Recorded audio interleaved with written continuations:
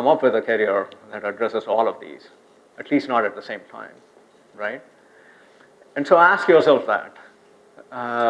When I was at business school, Warren Buffett, who is one of the richest people in the US, came to school to give a lecture similar to this. He wanted to talk to us about our careers. And he said, this is quite a silly concept, because you folks are already among the most privileged people in the world, right? You are going to have successful careers, regardless of what I say. And I feel the same way about you folks. You're going to have some amazing careers out there, right? And you can make it even better if you know exactly what you want. So take the path less traveled, take risks in your career, startup companies. I met with quite a few of your classmates today who started up entrepreneurship opportunities, create jobs, right? Those are the kinds of things that are going to keep you happy and fulfilled. So with that, thank you for your time, and I'll take any questions you have.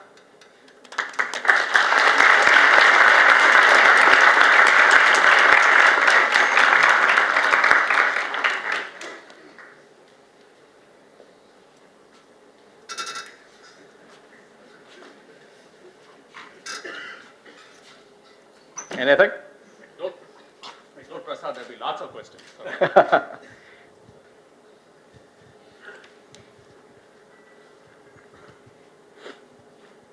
Maybe I'll break the ice. Okay. You said that there were a lot of points in your career where you made choices, right? Yes.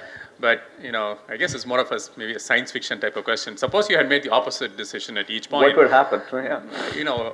Isn't it possible that you would still be fulfilled? I mean, yeah. In other words, there's no such thing as really a wrong choice as long as you have the, basic. I agree with you, right? So I think there are just so many of these paths that each of us could take. And could I ever gone wrong with any of these things that I was offered, right? Because at some point, the reason that these choices were all difficult to make were because it felt like the opportunity was equally weighted in some way, right? So I don't know what the possibility would have been if I had, studied computer science in Bangalore instead of coming to IIT, etc. All I can do is make sure that once I made a decision, that I just lived up to it, right? That I didn't question my decision to go back. So I think in one way, one of the lessons that I've learned is that we make too much out of some of these decisions. We think that these are the most important things in the world, right? And once you've done that a few times, then you feel like, it's just another decision, right? It's not really going to have a huge impact on my fulfillment. Surely, there might be something or the other that you might miss, but it doesn't really matter, right? And so that's why I encourage you to take risks, right? Don't do the thing that is expected of you, or it's because your friends say this is the right thing to do, or because your family says it's the right thing to do. If it feels good for you, go ahead, do it, right? So, yeah. While in India for McKinsey, you taught farmers how to grow rice better. Yes. And doubling their produce. So how particularly was it? How did it go? As I mentioned, it was really successful, and it was lots of fun to be out there in the villages and trying to get farmers to say, pay us for advice. Really, really hard to do. But basically, we would go to the local agricultural universities, we'd try and figure out what are the most scientific farming practices, and then we would take really intensive care. The key metric, if you want one, in growing rice is what is called the transplant density ratio. So what happens is that you grow these seedlings, these paddy seedlings, in a nursery, and you take really good care of them. And then when you plant it out in the field, you want to make sure that the spacing between saplings is at the optimal density. So we basically experimented with the right transplant density ratio, and that's how we got the yields that we did. And the reason that the farmers weren't doing that was because our transplant density ratio was much tighter than the ones that they were used to. And they were paying laborers who did the transplanting on a on an hourly basis. So if we increase the transplant density, then they would have to pay more. But they weren't thinking about the yields at the end. They were thinking about what is my cash outflow at this point of time, right? So that's how we convince them, look at the long term rather than what happens with that immediate decision. You're talking about create options for yourself. Yeah. Can you say something more? Yeah. What do I mean when I say always create options for yourself? It goes to, don't get, there might be some of you who say, you know what, I just love this area that I work in, and I want to do some really deep research in it. Maybe I want to go into academia, etc. And I'm going to be fulfilled by that because that is my dream. And that is fine, right? In that case, maybe you're not really thinking about, I need to create options for myself. For the vast majority of you, if you're unsure about that, I think the key things are, how do you take initiative in a new area? Maybe your core responsibility is to do X. How do you try out a new skill in something else? One of the things that, when I talk to venture capitalists, one of the things they say is everyone should learn how to sell, right? You should always have one role early in your career where you're actually trying to sell something. It might not even have to be in your career, right? It might be that, well, at least in the US, you're trying to sell newspapers or whatever, right?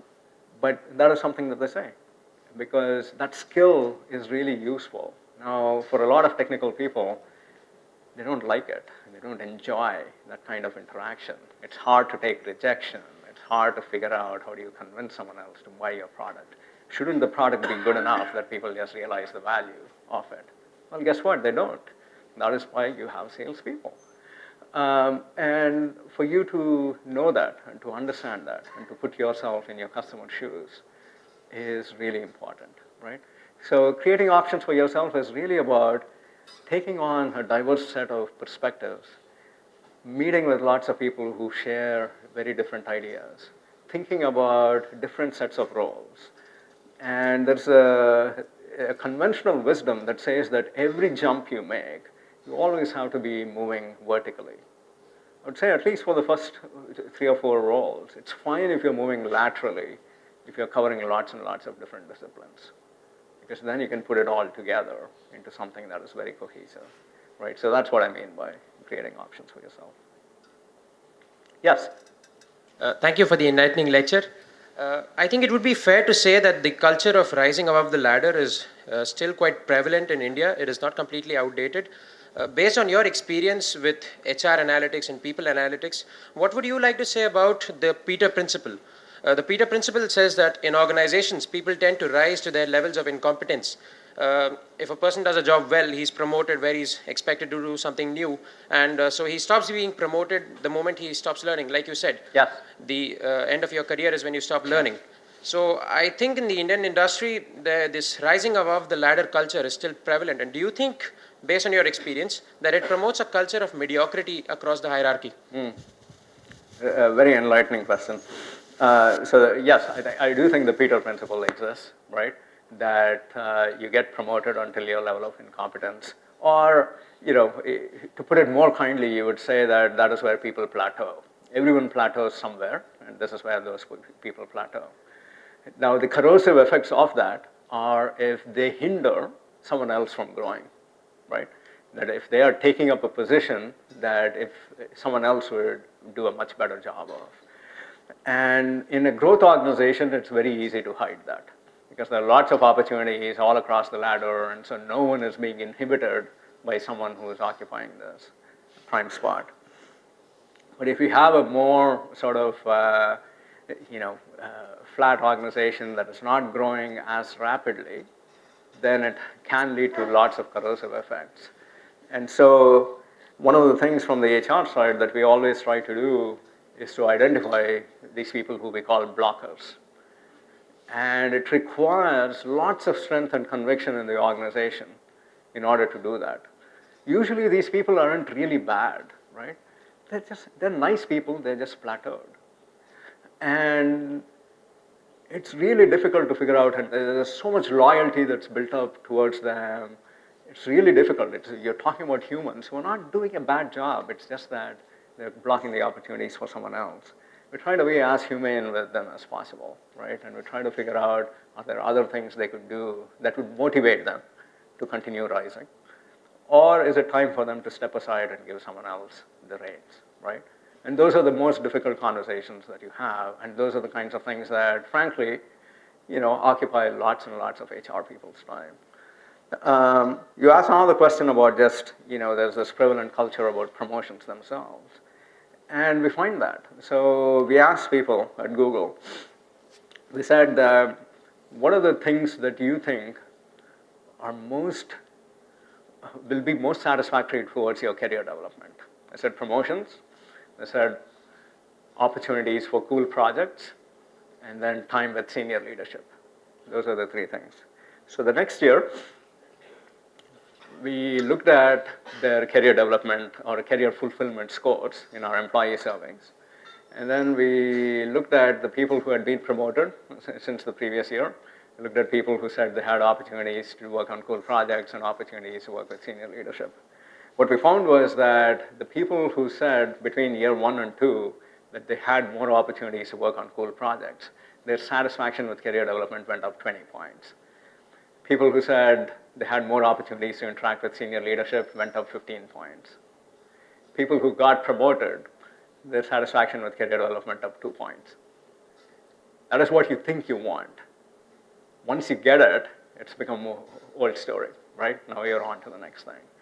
So some of this is just thinking about, what is actually the right thing. I do think, we have lots of debates about what should we do about promotions, right? Should we just maybe eliminate all job levels, and so everyone is at the same level.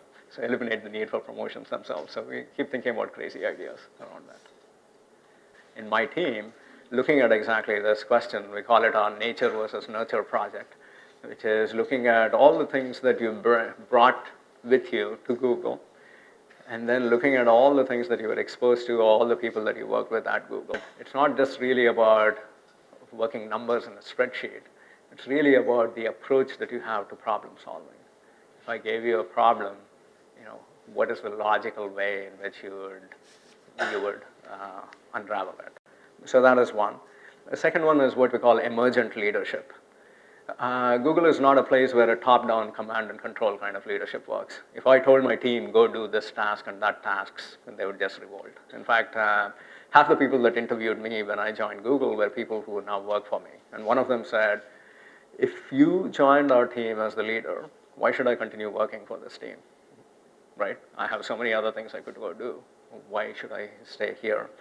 And I count as one of my own measures of success how long he continues to stay on my team. He still has.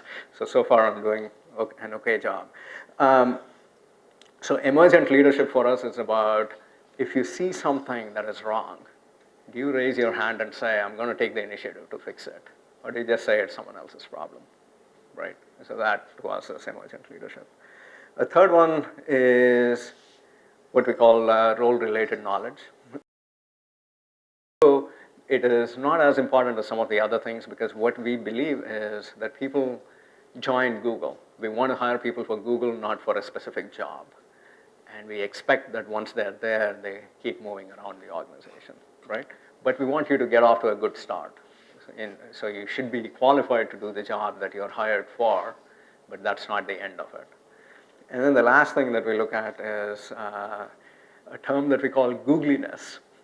And it's one of those things that is very difficult to describe exactly what it is. But it has elements of, are you a team player? How well do you deal with ambiguity? Because we are in a very dynamic industry and things keep changing all the time. Do you have a sense of humor and so on? So it's something that we all feel we can recognize, right? So that's those are the kinds of qualities that we have seen result in, good performance, and so that is what we screen for when we interview. So thank you all for taking the time to be here, and I hope to come back in 20 years, and then we'll have a talk about what to do in the next 20 years of your life. So see you. Thank you. It's actually a leaf from our campus. Oh, wow. Gold plate.